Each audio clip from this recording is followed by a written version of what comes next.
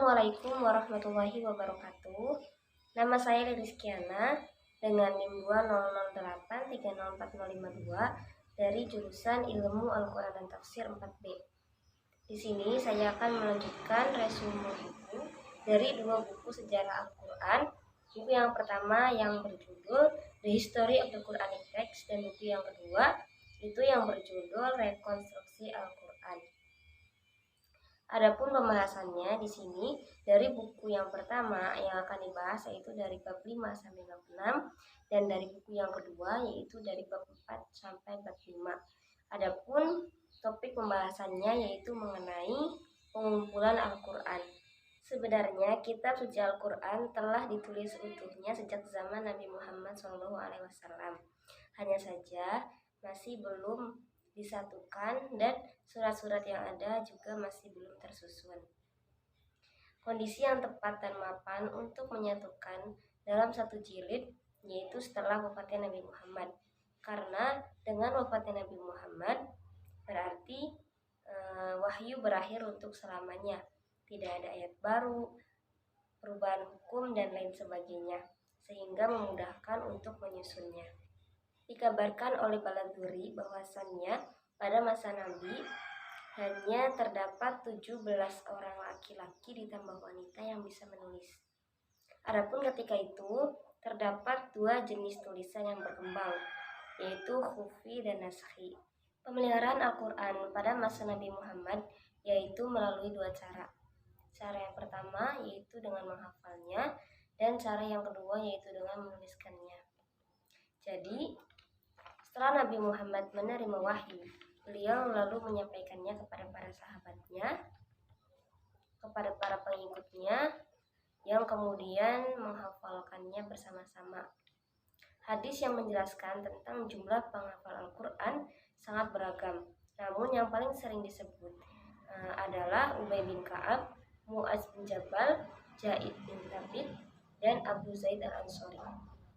Adapun cara yang kedua dapat kita temukan pada kisahnya Umar bin Khattab. Setelah hijrah ke Madinah, Nabi memperkerjakan beberapa sekretaris untuk menulis wahyu. Di antara para sahabat yang biasa menuliskan wahyu adalah 4 khalifah pertama, yaitu Muawiyah, Ubay bin Ka'ab, Zaid bin Thabit, Abdullah bin Mas'ud, Abu Musa al-Asy'ari, dan lain-lain. Ada sebuah riwayat yang menjelaskan bahwa sebelum wafat, Nabi Muhammad memanggil Ali bin Abi Thalib dan memberitahukan kepada beliau tempat penyimpanan rahasia bahan-bahan Al-Quran di belakang tempat tidurnya.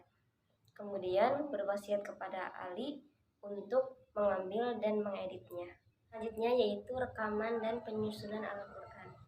Dalam periode Mekah, Al-Quran diwahyukan secara lisan dan Al-Quran sendiri menyebut sebagai kitab tertulis. Pada dasarnya, ayat suci Al-Quran tertulis sejak awal perkembangan Islam. Menurut Ibnu Abbas, ayat-ayat yang diturunkan di Mekah terekam dalam bentuk tulisan sejak dari sana. Adapun orang yang pertama menuliskan Bismillahirrahmanirrahim adalah Khalid bin Sa'id bin Al-As. Kemudian pada periode Madinah, kita punya cukup banyak informasi termasuk sejumlah nama. Kurang lebih ada 65 sahabat yang ditugaskan Nabi Muhammad SAW sebagai penulis wahyu. Di antaranya yaitu Ali bin Abi Thalib, Umar bin Khattab, Abu Bakar As-Siddiq, Abu Ayyub al-Ansari, Abu Sufyan, Abu Salamah, Abu Umamah, Ubay bin Ka'ab, Al-Arqam, dan masih banyak lagi. Saat wahyu turun, Nabi Muhammad SAW memanggil para penulis yang ditugaskan agar menuliskan ayat itu. Nabi Muhammad melarang orang-orang menulis sesuatu darinya kecuali Al-Quran, karena beliau ingin agar Al-Quran dan hadis tidak tertulis pada satu halaman yang sama, sehingga Al-Quran dan hadis tidak tercampur dan tidak keliru. Adapun susunan ayat-ayat dan susunan surat-surat dalam Al-Quran tidak disusun sesuai urutan saat wahyu diturunkan dan subjek bahasan. Kitab Al-Quran mencakup surat yang panjang dan yang pendek. Yang terpanjang terdiri dari 286 ayat, sedangkan yang terpendek adalah 3 ayat. Beberapa riwayat menyebutkan bahwasannya Nabi Muhammad adalah yang memberi instruksi kepada para penulis tentang letak ayat pada setiap surat. Selanjutnya yaitu kompilasi Al-Quran pada masa kekuasaan Abu Bakar. Karena banyaknya para penghafal yang gugur di medan perang, yaitu Perang Yamamah, Abu Bakar meminta Zaid bin Thabit untuk mengumpulkan semua Al-Quran lalu mengerangkumnya. Zaid bin Thabit adalah salah seorang penulis wahyu yang amat cemerlang. Dia juga adalah salah satu hufaz. Dan karena kehebatan jati diri itulah yang mengantarnya sebagai pilihan mumtaz untuk melakukan tugas tersebut. Sumber utama tulisan yang ditemukan, baik di atas kertas kulit, papan kayu, atau daun, dan lain-lain, tidak hanya diverifikasi hanya melalui tulisan-tulisan saja, tetapi juga melalui hafalan para sahabat yang belajar langsung dengan Nabi Muhammad. Setelah penugasan terselesaikan, kompilasi disimpan dalam arsip kenegaraan di bawah pengawasan Abu Bakar. Kompilasi ini disebut dengan istilah suhuf. Akan tetapi, kertas yang digunakan tidak sama, sehingga tumpukan kertasnya tidak rapi. Kemudian, pada saat Khalifah Utsman, beliau berupaya untuk mengirimkan naskah Al-Quran ke berbagai wilayah kekuasaan umat Islam.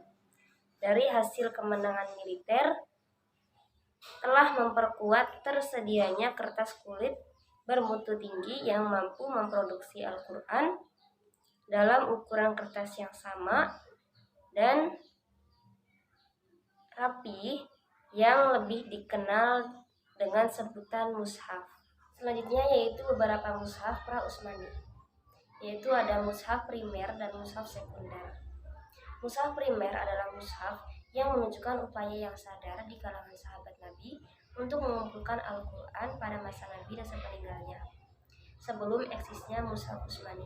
Di antaranya yaitu ada mushaf Salim ibnu Maqil, mushaf Ubay bin Ka'ab, mushaf Ibnu Mas'ud, mushaf Ali bin Abi Thalib, mushaf Abu Musa al-Asy'ari, mushaf Hafsah binti Umar, mushaf Zaid bin Thabit, mushaf Aisyah binti Abu Bakar, mushaf Ummu Salamah, mushaf Abdullah ibnu Umar, mushaf Ibnu Abbas, mushaf Ibnu Zubair, mushaf Ubaid bin Umair, dan mushaf Anas bin Malik.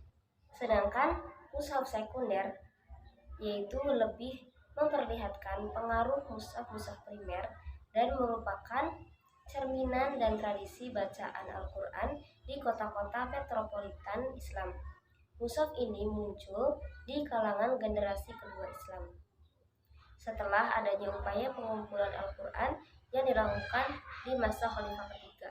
Di antaranya yaitu mushaf Al-Qamah ibnu Qais, mushaf Al-Rabi ibnu Khutaim, mushaf Al-Harith ibnu Suwaid, mushaf Al-Aswad ibnu Yazid, mushaf Hittan, mushaf Tolhah ibnu Musarrif, mushaf Al-A'mashi, mushaf Sa'id ibnu Zubair, mushaf Mujahid, mushaf Ikrimah, mushaf Atta ibnu Abi Rabah, mushaf Shalih ibnu Kaisan, dan mushaf Ja'far as-Siddiq.